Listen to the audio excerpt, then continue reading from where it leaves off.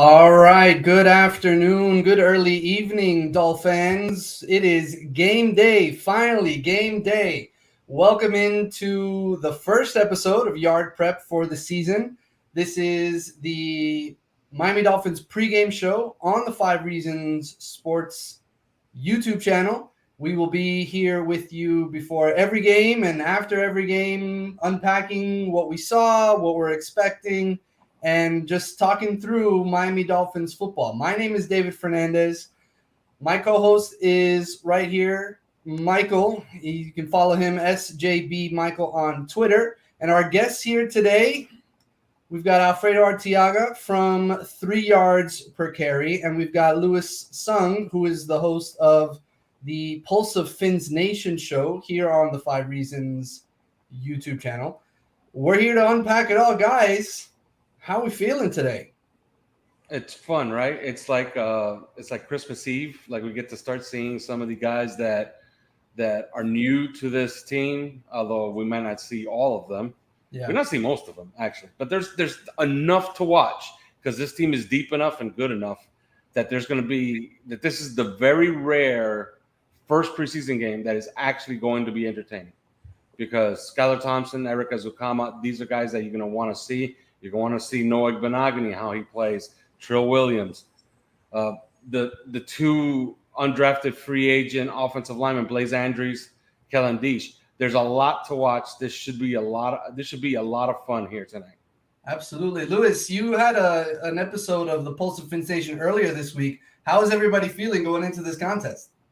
I mean, the most important thing of all for everybody is pretty much the offensive line. And as we all know, if that offensive line doesn't gel, then the season is going to look a lot less fun than we are anticipating. Because you can't, it doesn't matter if you have Tyreek, Jalen Waddle, and you can throw in whichever amazing other weapons you want to throw in there. If Tua's on his back every 5 minutes, it's not going to fly. So you got to make sure that everything is running on that. So Kellen Deesh, like Alfredo said, definitely a high point. If Austin Jackson plays, I think he could use the extra time to practice. Just saying. I know that Alfredo's been saying he looks competent, but maybe it's the jaded Dolphins watcher in me that says, you know what, let's get Austin Jackson the extra reps, please and thank you. Michael, how you feeling, man, for this first Dolphins preseason game? Yeah, I'm right there with one to see the offensive line. I mean, listen, you double down with a new offensive line coach who's known for developing guys. He's been developing dudes at Boston College forever. And then you double down with Frank coming in at OC, who's, of course, known as a savant on the offensive line. So seeing what we have there is exciting. And then seeing guys like Skylar, seeing guys like McKinley on D, Braylon Sanders, undrafted free agent wide receiver. There's a lot of depth here. There's a lot more talented players who are absolutely NFL roster players than there are actual spots on the roster. So I'm excited to see a lot of those rookies play, a lot of the young guys play, and see how we're developing. It's going to be an exciting night. Yeah, so, we've touched on, what we're hoping to see, our excitements and things like that, but there is a big question of who's actually going to play in this ball game. The official inactives list, it hasn't come out yet. At least it hadn't come out as of, 4 or 5 minutes ago when we finally went live. But Coach Mike McDaniel has been quoted as saying everyone is expected to be prepared to play, but there'll certainly be players that don't play. We've seen some quarterbacks, some big-name quarterbacks get the start in their first preseason game. We've seen others sit. We saw yesterday the Jets starting quarterback, Zach Wilson, suffer a knee injury that's going to put his availability in question early in the season. And then a much more serious, it seems like, knee injury happened in Cleveland when they lost their starting center, Nick Harris, potentially for the season. With what's going on with, potential injuries. I mean, we saw Jalen Hurts take a shot the other day, last night too, on the sideline, and Nick Sirianni was all lit up. Alf, do you think any of that stuff factors into maybe who gets the start here today in terms of starters? Or what do you think is going to go on with the actual starters in the rotation?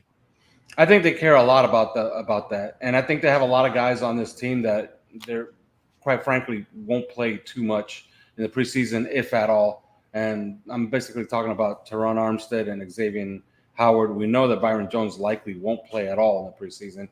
Right. Is there really a reason to play Tyreek Hill? Maybe one series. Jalen Waddle, the same thing, one series. I think you are going to see a lot of run from the offensive line. I think they want them to gel because that's something that they gotta get. It's going to be a teaching.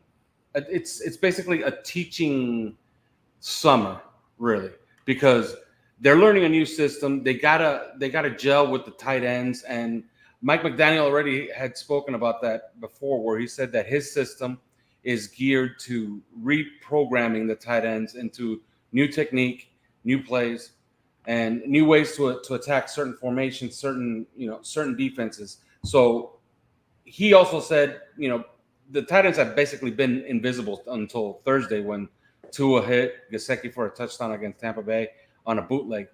And he said that they're basically being deprogrammed, and it's going to look like that this preseason for them because they're learning a completely new system.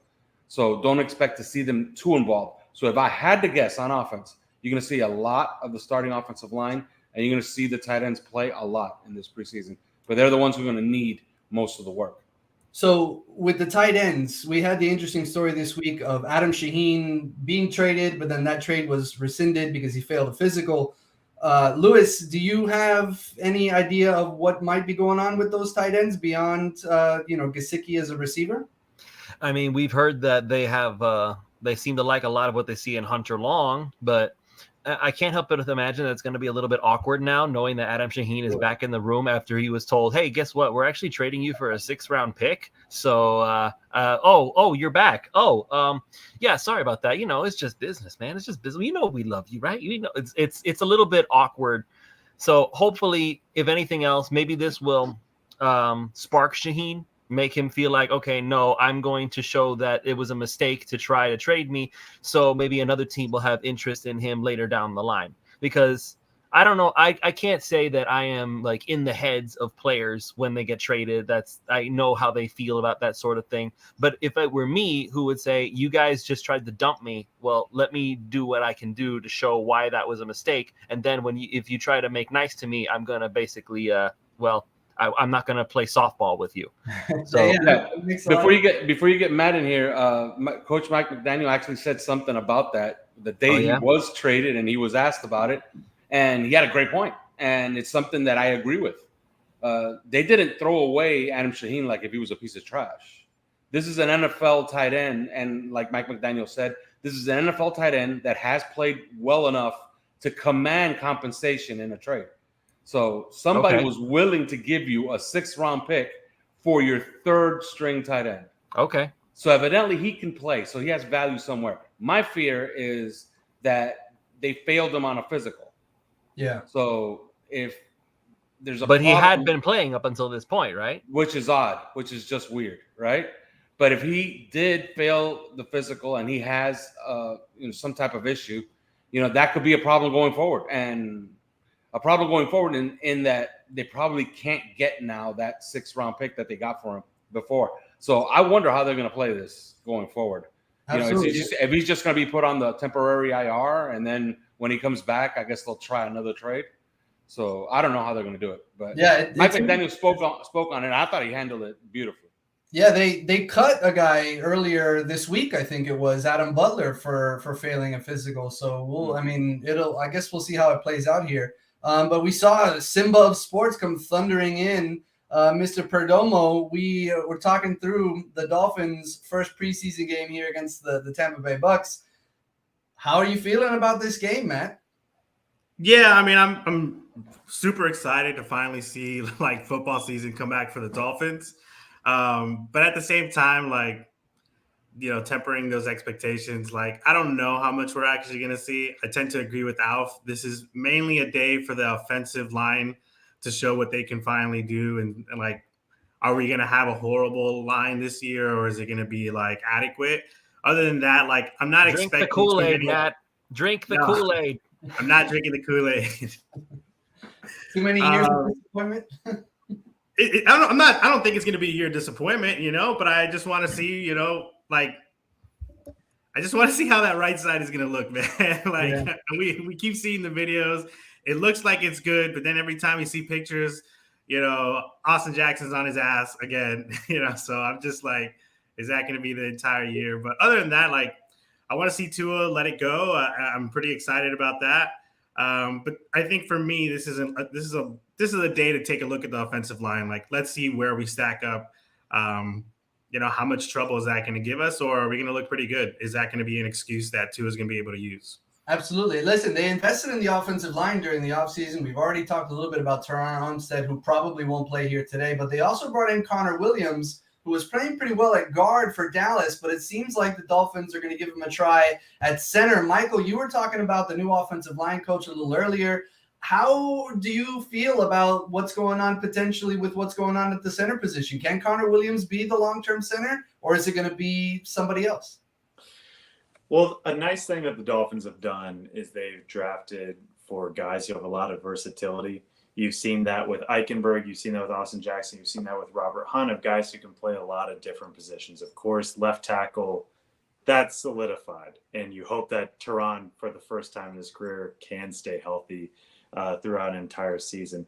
But Connor, he can play guard. They put him in at center. Of course, you have Michael Dieter, who has some experience at center.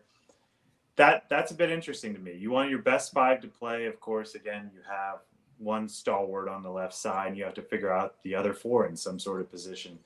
And that is the fulcrum on which this team will go. Because if you're able to establish the run, that's going to help Tua. If you're able to pass protect Tua instead of having the worst pass rush win rate that Pro Football Focus has ever seen, if you can improve upon that, which is hard to do much worse, that's going to help this offense. If you can stay on the field, you can let that defense take a breath, let that defense be able to rest up to be able to go and get the passer, which they're built to do with all the different pass rushers that are on the team.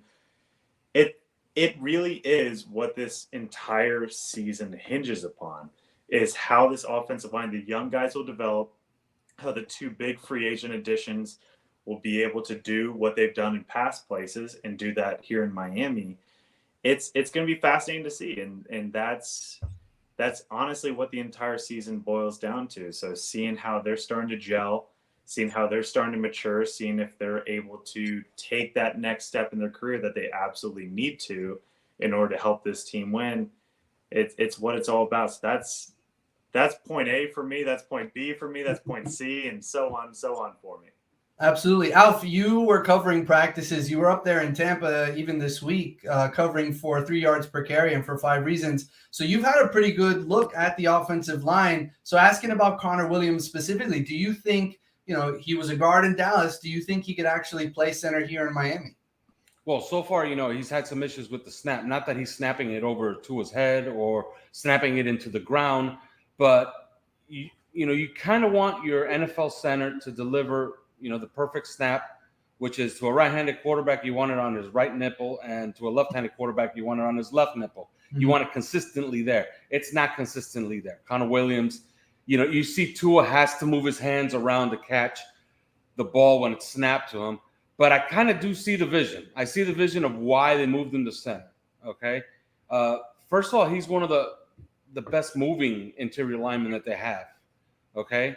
He moves well in space, and he uses his hands very, very well to wall off defensive linemen. So he's very good with his feet, and he's kind of necessary for the play calls that they're going to make, especially in the run game.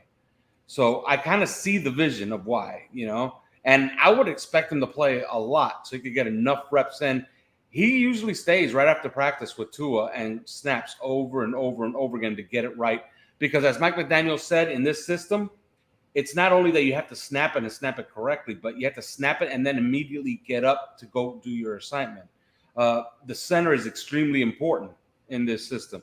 That's why they spent money on a guy that had played it before, and then they're actually moving him there, because I think that they feel that that's what gives them the best five, really.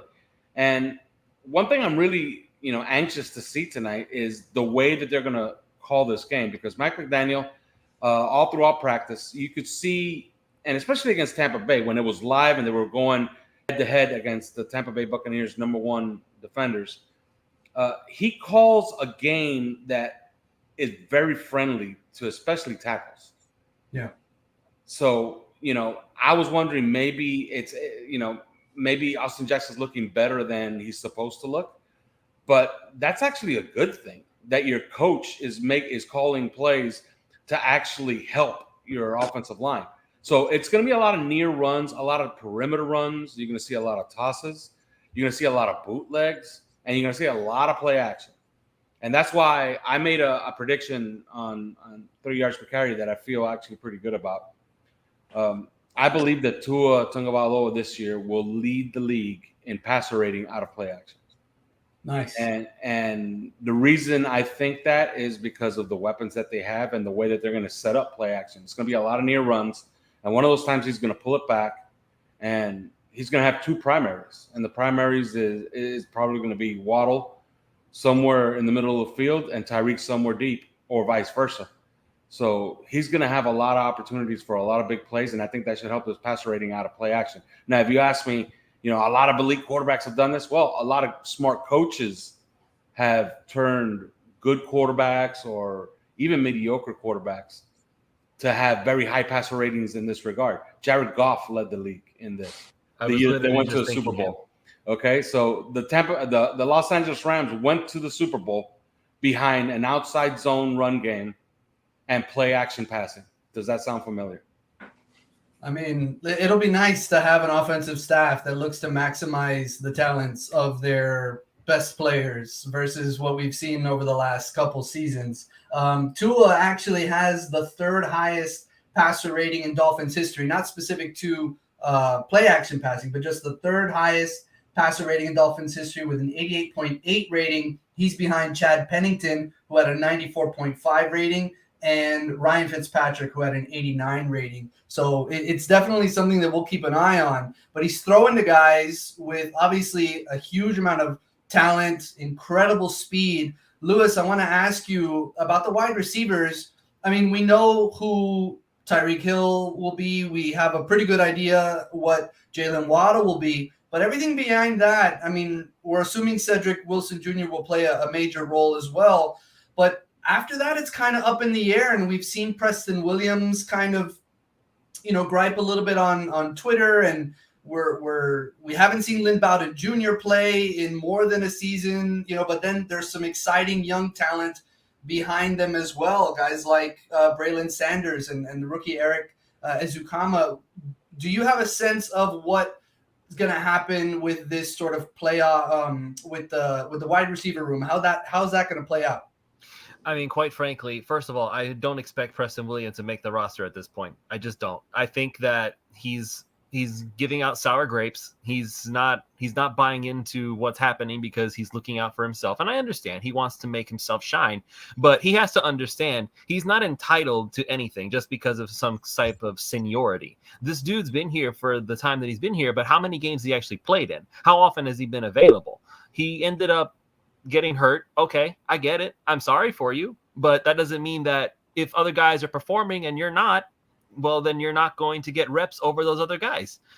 You have guys like Lynn Bowden Jr., who you can kind of get the sense that he wants to prove himself, but he's not going out of his way to say, oh, I'm being overlooked. He's just saying, this is the chance that I've been waiting for. I'm like, okay, good. Go out and prove it. That's the type of thing I don't mind seeing. That's your way of saying it's time for me to show you what I can do, instead of saying, why won't you let me show you what I can do? See how that little bit of a difference in how it's worded makes such a big difference in the meaning. And then you have guys like Eric Ezukanma out of Texas Tech, who has been balling according to all reports. He's doing a fantastic job. He's making a lot of wow plays. He's making everybody watch and see what he can do. He's not the same as far as size goes, because Preston Williams obviously listed at 6'5", but Eric Ezukanma, he's playing like he's that kind of a size. He's playing like a big body wide receiver, which means he could very easily make the roster as the number 4 wide receiver, like let alone on the bottom of the depth chart. He could be number 4 as far as I'm concerned, just based off of initial reports. And then you have guys like Braylon Sanders, who's also making a lot of flashy plays, a rookie out of Mississippi. This kid is, again, showing that he's when you play with a lot of heart and with a lot of grit, you tend to get noticed. That was what back in the day when I first started covering training camps. I knew nothing about Jarvis Landry because I wasn't a drafts expert.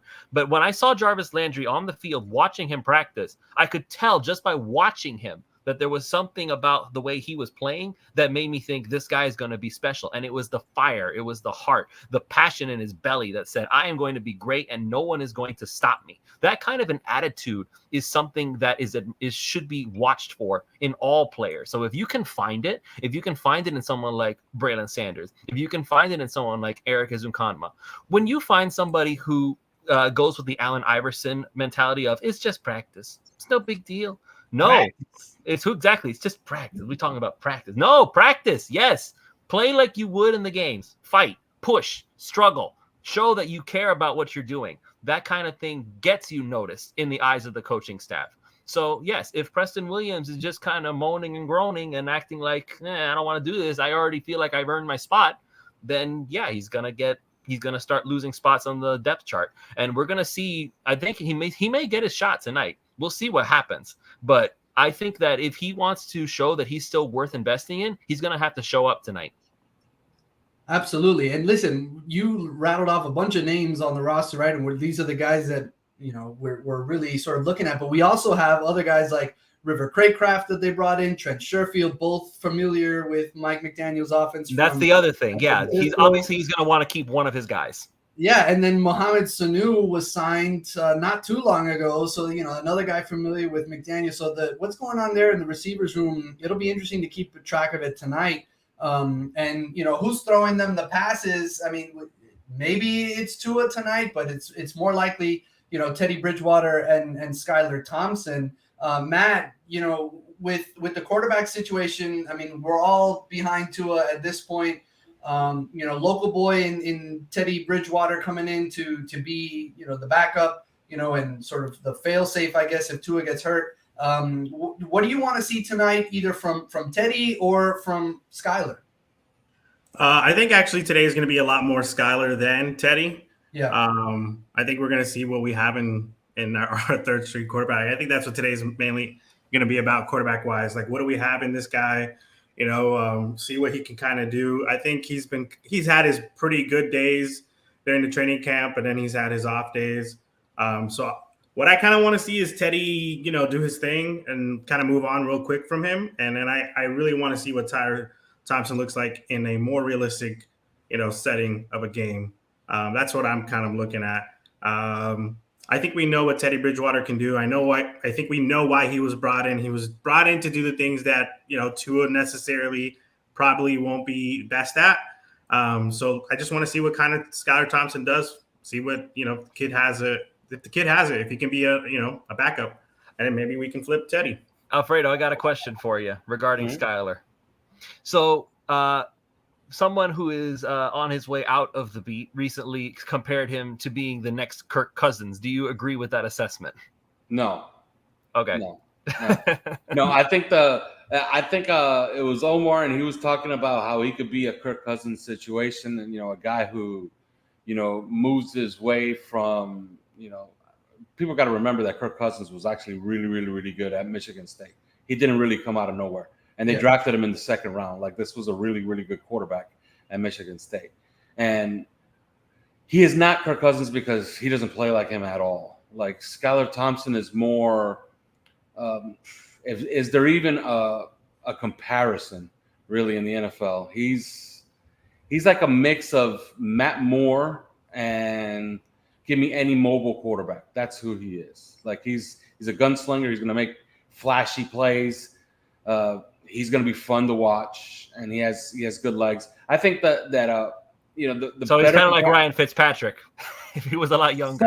Something like Fitzpatrick, but more mobile than Fitzpatrick. I would say more mobile than Fitzpatrick, much more mobile than Fitzpatrick. So yeah, something similar to that. Like, I think the hope is that he could develop into something that he could be the backup here for a very, very long time, and a guy that if Tua has to miss 2 or 3 games, he could step in and win a couple of those.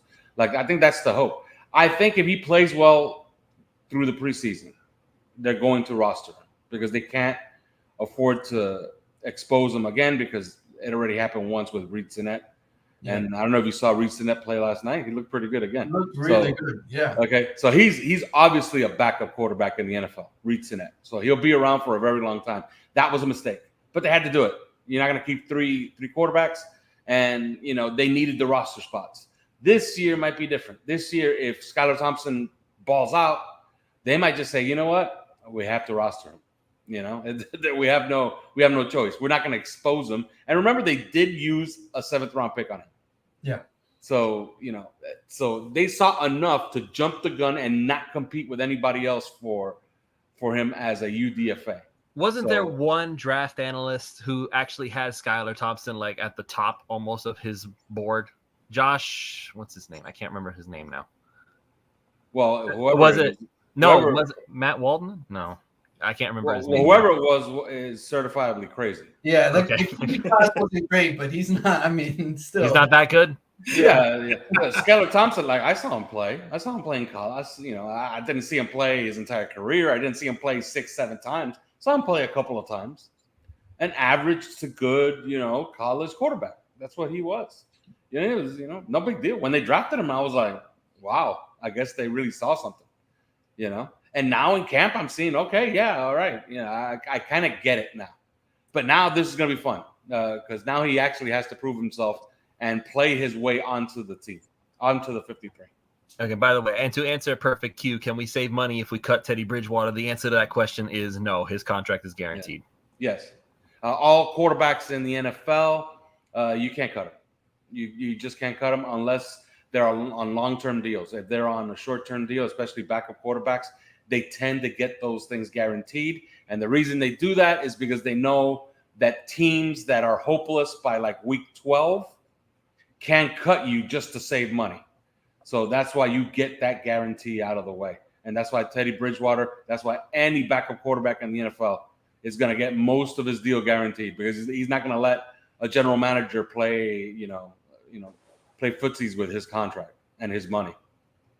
Well, I definitely think that Bridgewater is an upgrade over some of the guys that we've seen in recent years, like Jacoby Brissett. And God forbid Tua does get hurt. I feel like Bridgewater could probably shoulder the load and lead this offense, at least for a little while. But we've talked a lot about the offense here today. Michael, I want to jump over to you with this defense. The Dolphins are actually returning 95% of their total starts on defense from last season. There wasn't a ton of turnover on defense. They held on to the defensive coordinator, Josh Boyer. A lot of that there's some continuity there from a player and a coach perspective. What are you looking for here at this point with the defense? Is there something that jumps out to you, something that you're excited to see? What do you have on the defense, Mike? For me, it all starts and ends with the secondary. Of course, you have Xavien Howard, you have Byron Jones, but then you have guys like Brandon Jones, and you have, of course, Javon Holland, who can take that next step. Brandon Jones, he's shown what he is, especially when he's down in the box. Of course, Javon Holland, when he came in from Oregon, he started at corner, he started at safety, and he's shown a lot of that versatility back there where he's shown the propensity to be a star at this level. And so when you have, we saw that back when, Sam Madison and Patrick Surtain and so forth, when everything begins and ends with that secondary where they make things so difficult on offense. And so when you can release a guy like a Jalen Phillips, who had a very, very strong rookie year and can be that pass rusher that the Dolphins have been dying for years and keep missing in the draft with your Charles Harris, your Deion Jordan, and so forth. And you have guys like, of course, Emmanuel Ogbah, Christian Wilkins, really, really strong camp, and he's so versatile down on the line and so forth. So if you can lock it down on that back end and just let the front seven go and feast, that's going to be really exciting to see. And so there's a couple guys who, if they take that next step, we've seen the Dolphins defense be really, really encouraging the last 2 years, but you have numerous guys who, if they take that next step, they develop a little bit more, the game slows down for them a little bit more, that makes things so much easier on that offense, and that you can have an impactful defense with stars across the board on honestly all three levels. And so for me, it starts and ends with that secondary, but that's going to really, really help facilitate that front seven to grow, take the next step, and try to turn this into a dominant defense. Absolutely. And the star of that secondary is obviously Xavien Howard, who has the most interceptions in the NFL since 2016. He's got 27 of them. That figure, 27, is sixth all time for interceptions for the Miami Dolphins. There's a chance that he breaks that record this year. If he has another major year with interceptions, he could very well become the all-time interceptions leader for the franchise. Right now, Jake Scott is the franchise leader with 35 interceptions. And Dick Anderson is right behind him with 34. Sam Madison, who is around again, he had 31. Glenn Blackwood had 29, and Pat Surtain also had 29. So, Howard is sort of moving up the ranks. There's a chance that he takes over that sort of all-time statistic this season. Alf, you've been at so many of the practices. I know we talked a lot about the offense. Michael was giving his insight on the defense. What do you think about this defense moving forward? Oh, I love this defense, and I've loved it, especially the construction of it the last 2 years. But I'll tell you a little story on Xavien Howard. On Wednesday, Xavien Howard gave up like what was something like a 25-yard crosser to Julio Jones on one-on-ones. And then Tyreek Hill met with us on Thursday, and he was asked a question about being a kindred spirit with Xavien Howard and being like kind of the de facto leaders of this team. And Tyreek Hill said that he spoke to X, and that X told him, yeah, Julio got me on that crossing route. I'm kicking his ass today. And that was his, way of saying, you know what, today I'm on, and I'm going to show him who I am. I've seen days in this in this camp where Tyreek Hill and Jalen Waddle have gone off a little bit too much, or having a little bit too much fun, dancing around, practicing their new celebration. I don't know if you guys have seen it, but it's interesting, their new celebration. But the following day, I've seen, and I saw it a couple of times, where X went out on a mission. And I give him my player of the day. I believe it was day 9. I gave him the practice player of the day. He absolutely put the clamps on Jalen Waddle, and Tyreek Hill allowed nothing all day. And you could tell that it was on his mind, like, hey, you're not getting anything today. This defense has the opportunity to be extremely good. For the last 2 years, they've been really good at creating turnovers and rushing the passer. That's their calling card. Okay? Like they're going to give up yards because of the way they're constructed. They're going to play a lot of DBs, okay? So you're going to give up some leads, and you're going to give up some runs. So you're going to give up some yardage, okay? You're going to give up some short passes as well. But they want to keep you away from hitting big plays, and they want to get after you. This defense is designed to play with a lead. That's kind of how they're building this team. That's kind of how the team is being built.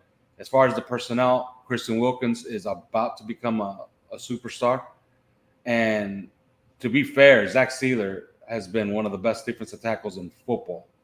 He just, doesn't have the contract to prove it. So, that was great work by the Dolphins front office, and bad work by his agent to accept that contract, because the guy is an absolute stud. Okay. And, Jalen Phillips looks like a man. Like, he has that man body this year. It's different. He doesn't have that college fat on him. He looks like he got into the weight room and he said, you know what, I'm going to lean up and I'm going to be better this year. Emmanuel Ogbah, they have so much talent. And this defensive backfield is so deep. And it's something I want to watch tonight. Like Noah Benogany has had his struggles. Let's be fair about it. Yeah. He's had his struggles all camp. Okay. And in one-on-ones, he had his issues. Okay. Is it overstated? It's overstated because one-on-ones are essentially useless. But you don't want to look terrible either. You know what I mean? You want to look like if you're competent in coverage. You don't want to get smoked on a double move on a one-on-one, although one-on-ones are essentially, like I said, useless. He was a little bit better on 11-on-11, but it's obvious who's been better. Trill Williams is winning that battle for the 4th cornerback spot. There is no doubt in my mind right now that Trill Williams, When they line up, their top 3 guys are X, Byron, and Needham, and the 4th guy is probably Trill Williams. So I'm interested to see how that shakes out. And like I said, they like that guy Cater Coho. I like to see, something about, see what he produces going forward. They got that young guy, Verone McKinley, who's made plays all camp. This is the very, very deep secondary. And we get to see most of them tonight because what we're going to witness tonight is the depth. We're going to look at the depth in the secondary, and we're going to see a lot of Noah Benign. So that's going to be fun to watch. What do you expect to see out of Melvin Ingram? What has he been bringing? What do you think he can bring this year? Well, his role has been expanding as camp has been going on. When camp started, I saw the first 4 or 5 days they were in shorts and shells and no pads. And I was prepared to go on 3 yards per carry and say, you know what? Maybe this guy might get cut because he looked completely disinterested. He looked like he didn't care about any of those drills. As soon as the pads went on, you realize, okay, this is why that's Melvin Ingram. Like, it's obvious, like, this guy's going to play a lot for us. That's another thing. They're deep at edge. Once you get past the top 2 guys, you got Melvin Ingram and ABG. Melvin Ingram and ABG playing that role, they got an embarrassment of riches on the outside to go with their 3 very good defensive tackles. So, yeah, this defense is absolutely loaded, and I expect them to be very, very good this year. If not, it's a disappointment. Do we get to see Tyndall tonight? That's a great question.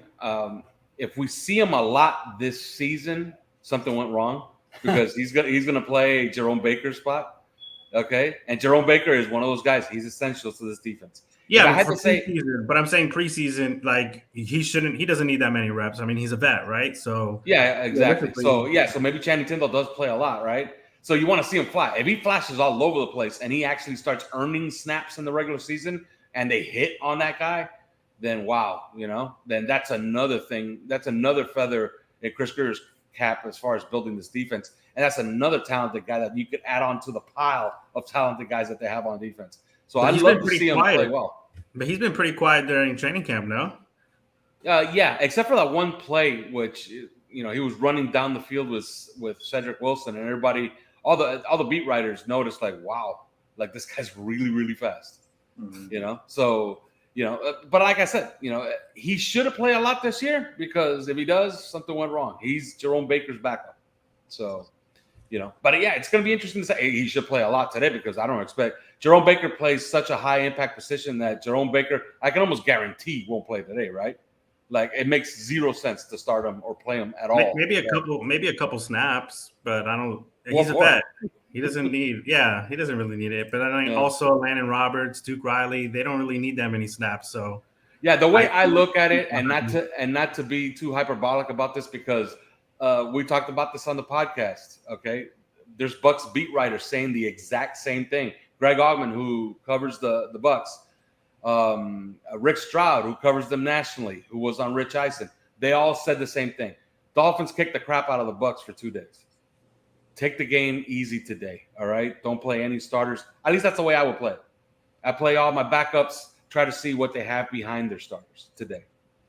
I think something that's interesting with Tyndall is what you saw at Georgia on that tremendously loaded defense is where he got a little bit buried at times was for mental mistakes on the field. It's never a question of what he can do physically. He can absolutely lay the wood. He's unbelievably fast. He can play in coverage. He can rush the passer and so forth.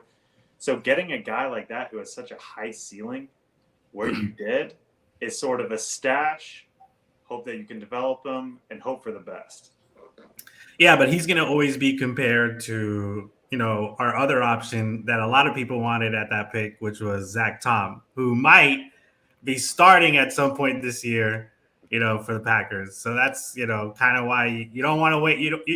Fans are not going to want to wait too long to see him, stashed in the back. Yeah, we were in Las Vegas, if you remember, Matt. We were in Las Vegas, and we talked about Zach Tom for like 30 minutes straight. Well, it'll be interesting to see how it plays out because, even last year, Tyndall may not get a lot of run early, but Jalen Phillips wasn't great early, and he ended up breaking the single-season sack record for a Dolphins rookie by the end of it. I mean, but also, to be fair, and Matt could also attend to this, I had my big board in Las Vegas, which which is to say that I had a dinner menu and I wrote down the names that I liked at each position. And I did have Channing Tindall, my top linebacker to get at the Dolphins pit. So I think his paper was like this big. Yes, it was that big. It was literally like that big. Now, something I'd like to throw at you before we switch to the next topic. Do you think that with this spoil of riches that Miami has, do you think we can afford to not necessarily, because the way that our pass rush has worked is we'll just like throw everything we've got at them and just pray that Xavien Howard and Byron Jones keep everybody covered. Do you think we can afford to do that less this season and still get that same pressure with the likes of Phillips and Ogba and Zach Sealer and Christian Wilkins? Do you think they can get penetration without having to send the house at them?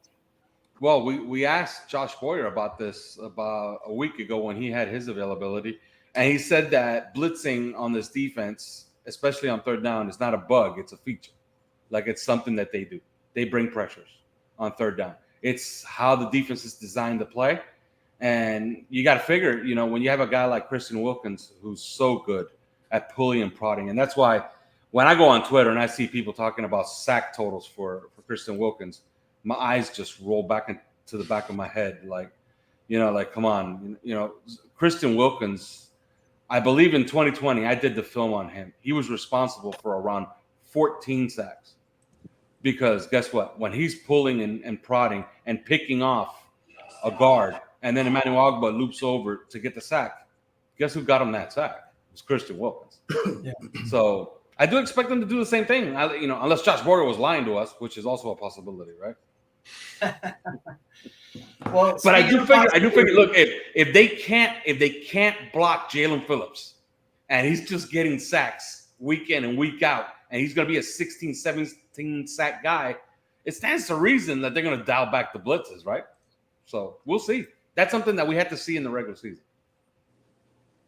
So we've been talking a lot about, players and their specific performances. And, when you talk about that, you're from a gambling perspective, we're looking at props, right? Player props and things like that. This show is brought to you by Prize Picks. And if you go over to Prize Picks, you can bet some of these props for the Dolphins tonight. Now it's a limited sort of selection of players, and we'll talk through some of these and highlight them before we get out of here. But they've got these player props where you choose the over and under on the player's fantasy production for the game. So, for example, you could choose over under 75.5 passing yards for Teddy Bridgewater tonight. I am leaning towards the under because I don't think that Teddy Bridgewater is going to play a ton. But when you look at Skylar Thompson's, he's at 95.5 passing yards at the over under. There's a chance at the over for that one. So, Dolphins fans, you can jump on to Prize Picks, and if you sign up, use the promo code 5, and that promo code will double your deposit. So if you put $20 down, you throw the promo code 5, you get an extra $20 over at Prize Picks to make your wagers. Guys, we've got Teddy Bridgewater on the board here this week. We've got Skylar Thompson. Some of the running backs are there, Savon Ahmed, and then some wide receiver props that are interesting. Eric Ezukama, 22.5 receiving yards, 2 receptions, over-unders on those. How we feeling about Eric Ezukama tonight? Over 2. Just looking at that, Skylar Thompson over 95.5 and Eric Ezukama over 22.5 look like very, very good bets to me. Yeah. Especially from what I've seen. If they get enough snaps, they should beat those easily. Yeah, also, I like the over the 7 fantasy points for Skylar. I like that. I love that too. I think that's like if he runs like you guys are saying, like I'll take that. Yeah, the over for Skylar fantasy score is 7. Absolutely. Braylon Sanders is another interesting one. 15.5 receiving yards and 1.5 receptions. I'm feeling the over for those as well. Oh yeah. Braylon Sanders, what a wide receiver group, right? What a wide receiver group. Like, I can't call it. I don't know. There have a lot of good players in this wide receiver group. Absolutely. And that's another one. Braylon Sanders. He makes a play a minute. Over 15.5 yards. That seems easy on that end. Yeah. And I'm right there with you on Skylar Thompson above 7 fantasy points. Those are 2 that stood out for me that just seem easy money in that regard. Yeah. So the only problem was when they look too easy, Yeah, this is usually when it. No, I'm gonna go Teddy ahead and put in my Bridgewater. props now. You guys better be right. Watch Teddy Bridgewater, play for like 3 quarters. You know what I mean? Yeah. Like that's the one that's iffy, man. Like, look, here's what I know. Okay, I was at practice, so I'm giving you some inside information. Uh-oh. All right, Teddy Bridgewater practiced on Thursday like if he was gonna play a lot. Okay. All right. I got news for you. The prop has changed on Skylar Thompson. It's now over or under 105 yards. So they added 10 more to that. So you see, I'm moving the line already on this show. You see okay. Look at that. Look at that. Price Picks reacting to the insider info real time, ladies and gentlemen. They're like watching out. We've got Price Picks watching the show. Everybody else, should be watching the show. We're going to be here. Do I still pick the over? Yes. I probably, yeah. We're going to be here pregame and postgame. We see a lot of Kellen Deach tonight. Say that again, Matt. We see a lot of Kellen Deach tonight. Oh, I'd love to see a lot of Kellen Deach. Yeah. You think he'll get over half a game? No, because they got Keon Smith, they got Greg Little, they got Larnell Coleman. They have a lot of tackles. I think he plays the second half. He plays like a quarter and a half in the second half. Let's, guys, before we get out of here, let's do a quick round of predictions for tonight. I mean, I know it's preseason and it's just kind of a practice game, warm up, whatever. But let's go with predictions. Michael, I'll start with you. What do you think the final score is tonight? Oh gosh, I mean, it's always tough in preseason, but give me Miami 24-17. There's Miami. I feel like has a lot more depth. And we'll see that play out. So give me 24-17. Okay, Lewis, what about you? I'm going to go ahead and I'm going to say Miami wins this game somewhere to the tune of 20-10. Oh, okay. A little lower than that. All right. Matt, what do you think? I'm going to go 29-26. Wow, that's kind of a random number. All right. Alf, the official 3 yards per carry prediction. What do you got? Honestly, Miami 26, Tampa Bay 17. Kyle Trask has looked absolutely awful. I think Skylar Thompson wins that matchup late. So, Alf, did you just Price is Right me? Yes, I did. Yeah, I've got the Dolphins winning tonight too. The over-under for the game in Vegas is 32.5. All of the other preseason games in the NFL have hit the over. So I think we're going to see plenty of points scored again here tonight. So I'm thinking Dolphins 28 and Tampa Bay 24, something along those lines. We'll be here back on the 5 Reasons Sports YouTube channel post-game. I don't know that everybody will be here, but we will definitely have some representation. We'll talk through what we saw. We'll react to, what was happening on the field. We'll highlight some of the best plays and performances. And we'll be here, yard prep, every week, ladies and gentlemen. And we're brought to you by Prize Picks. As always, make sure you like, subscribe, follow for all of the Dolphins content, plus all of the other great content here on the 5 Reasons Sports YouTube channel. For Michael, Lewis, Matt, and Alf, my name is David. Thanks for watching, everybody.